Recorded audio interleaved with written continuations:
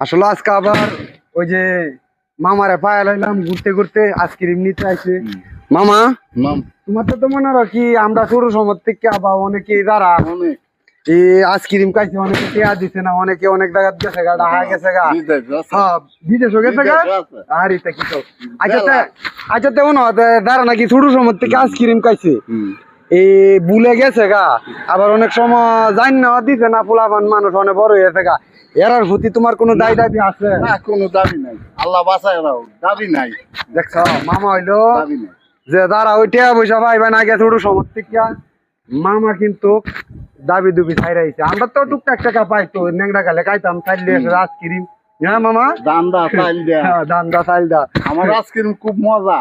না মামার আইসক্রিমও অনেক মজা, আবার ওই যে নিজে বানাই মজা রাখে নিজে বানার। মামা অনেক দিন যাবত আইছে না, এখন আবার আমাদের মাঝে আসতেছে। আর মামার একটি কথা যে যারা নাকি ছোট সময় থেকে ভুলে টাকা পয়সা দিছে না, মামার সন্তানের মতন সবাইকে মামা মাফ করে দিছে। আচ্ছা ঠিক আছে, সবাই লাইক শেয়ার করবেন। সামনে যারা আছে তাদেরকেও মামা আইসক্রিম ভালো ভালো আইসক্রিম খাওয়াইবো, কেমিক্যাল নাই, কেমিক্যাল ছাড়া আইসক্রিম খাওয়াই, কেমিক্যাল ছাড়া। বাচ্চারা খাওয়াইতে হবে। ওকে, ভালো থেকে ভিডিওটা এই পর্যন্ত।